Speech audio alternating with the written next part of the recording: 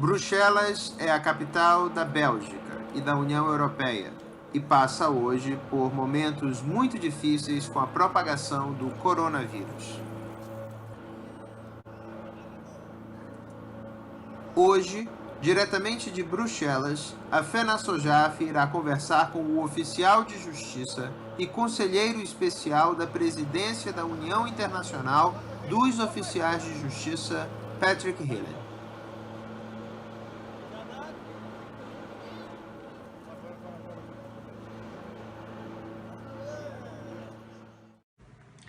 Hello, my friend Patrick. How are you? Patrick, the world in coronavirus times is uncertain, and the news is getting more and more frightening. Let's go straight to the point. Do you, as an advisor to the UIHJ presidency, understand that 2020 is a lost year for judicial officers around the world? Why? Hello, Malone. I'm fine, thank you. First, a big thank to you and your national organization for the initiative of this interview. It's a good question to know what the influence of COVID-19 is in general on the profession of the judicial officer. I would not say it's a lost year for the judicial officer, but rather a year of reflection. The legal system is one of the systems which, in my opinion, suffers the most with the health system. Indeed, the explosion of the unemployment, the closure of the companies, and all the measures taken by the government have a consequence on the capacity of repayment of the whole population. It's therefore not a question of our profession putting itself on the sidelines during this difficult period, but on the contrary, of finding solutions in order not only to review the organization of a profession, but also how it can intervene to help the government to get out of this crisis, and how it can help to relaunch the economy while preserving legal security and, very important, the rule of law. So, in conclusion of this first question, I would say that we are not living a lost year for the judicial officer, but a unique moment where we must rethink our profession, our way of acting, and that each one of us is a crucial element in order to start again our society. Thank you. Still exploring your side within the UIHJ, how has the entity endeavored to support the entities of each country that are part of the Union? Do you see that in some parts of the world, judicial officers are threatened in their rights at this time of global crisis? Thanks, Malone, for this good question. By this crisis, the activities of the UIHJ were suddenly stopped. We had to cancel all the official visits, all participation in conferences. We even had to cancel the organization of our permanent council at the beginning of May in Belgrade.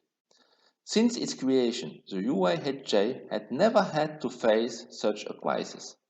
However, there is no question for the UIHJ to sit and wait for the situation to pass.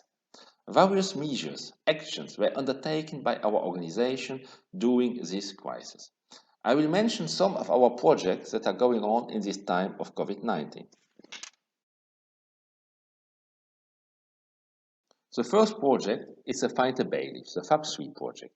It's a European project officially started on 1st of March 2020, so just before the beginning of the crisis. Find a Bailiff 3 aims to extend the FAB directory to at least 5 member states to strengthen cross-border cooperation between the actors of civil proceedings in Europe, facilitate access to justice for citizens and companies by allowing them to easily identify the competent enforcement agent in a foreign member state, contribute to providing access to e-codecs for professionals for the secure exchange, increase the overall efficiency of cross-border legal procedures. From a technical perspective, work will focus on improving the generic tool created within FAB2 to suit the situation of more member states, assist member states in creating a national electronic directory and connect it to the FAB directory and align the data of the directory with the technical specification of the court database. Even we cannot meet physically. We meet by email, conference call to go on with this important project. We continue this way to support our members. Second project is a European Enforcement Atlas. Here too, it's a European project involving many experts.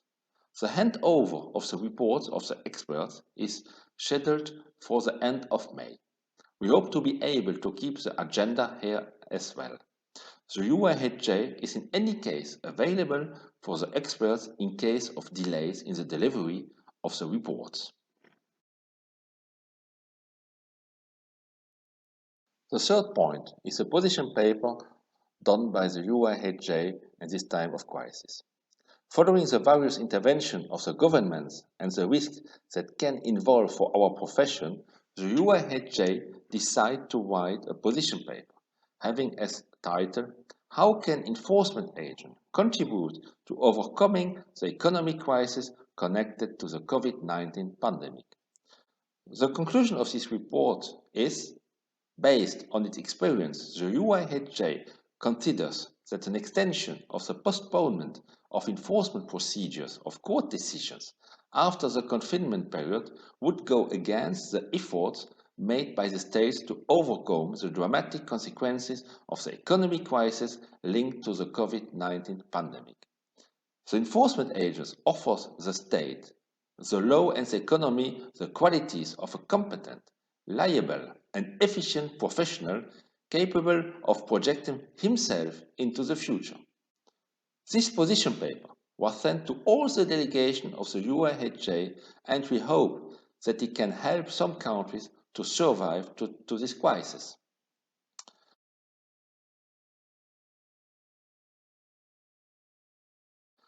A fourth point is a study on how the COVID-19 affects our profession all around the world. The UIHJ also drew up a comparative report of the situation in different member states on our profession resulting from COVID-19 and made it available to all its members. The exchange of this information certainly makes it possible to help many delegations in their fight against this pandemic. This report was also transmitted to all the delegations of the UIHJ.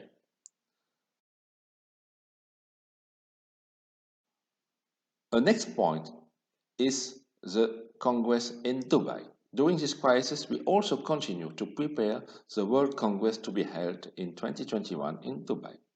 The General Rapporteur of the Congress, David Walker, is busy preparing the written works. We are also in regular contact with the Dubai courts in order to prepare effectively this Congress. All delegations will be informed about the recent progress on this field. The UIHJ is also busy to finalize its new website after the one done for the European Union. For sure, the site of the International Union needed a new website, and this period is also used to make progress on this point.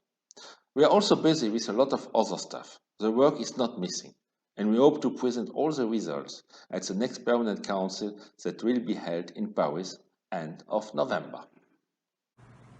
All right. Now, as a judicial officer in Belgium, how has your work routine been affected by this global health crisis? Daily work has of course been impacted by this pandemic crisis.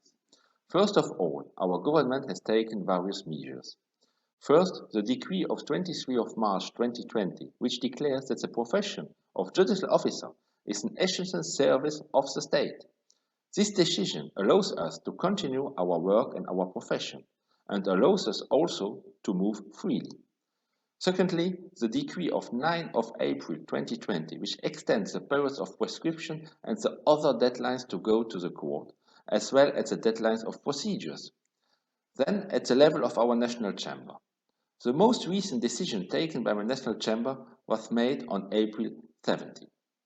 It was decided to authorize the service of documents initiating new proceedings, to authorize the service of judgment with or without a summons to pay unless instructed to do so by certain clients, especially institutional clients, to authorize attachment on bank accounts unless otherwise instructed by creditors, to authorize the statements of facts.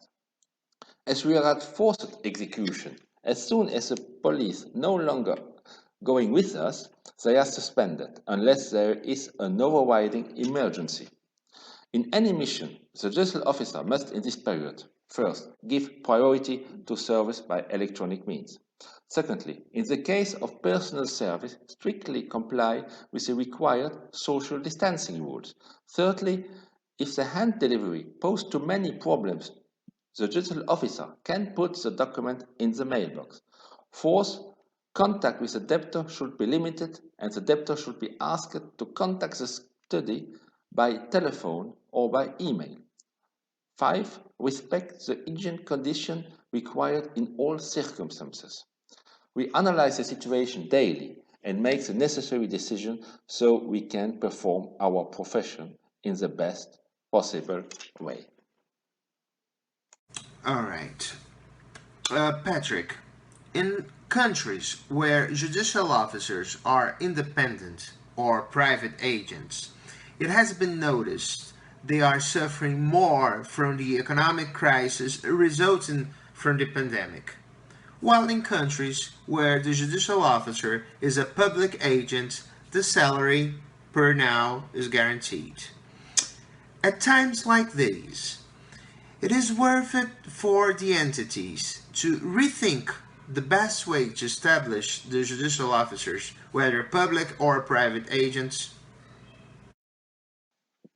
Thank you, Malone. This question is very interesting, and even if it's something established that the liberal profession suffer more than civil servants, many states have set up aid to the liberal profession, and it is the case in Belgium. The judicial officer who cannot practice his profession during a period of 7 days out of 1 month can profit from a bridging right and receive a kind of unemployment fee. We live a single period, and I am convinced that it is not the moment to call into questions one or the other system. We need to think more deeply before we can decide on one system or to the other. Both have advantage and disadvantage, and most member states are taking decisions in favor of both systems, so as in Belgium. It's not important in which system the judicial officer is working.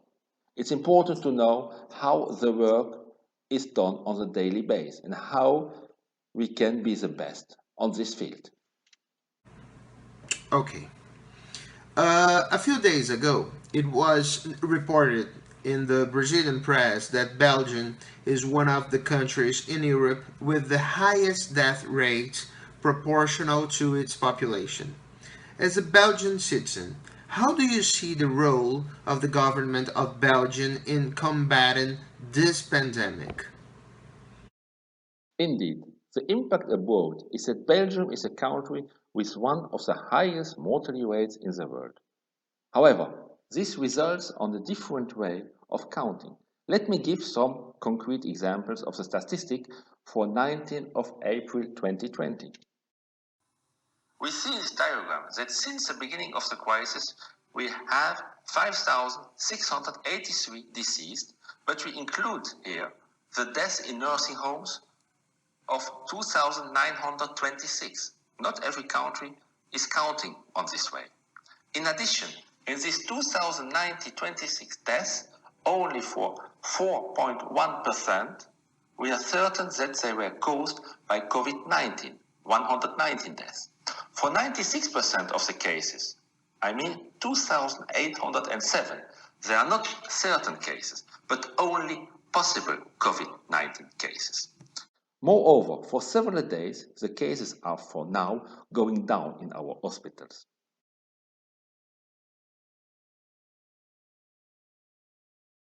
A last diagram is the evolution of the number of deaths in hospitals and nursing homes. The situation is therefore not at all out of control, since we have always been far from saturation in intensive care. The filling rate has never exceeded 60%. The government is keeping us informed daily, and we hope to begin with the deconfinement on May the 3rd in, we hope, some days.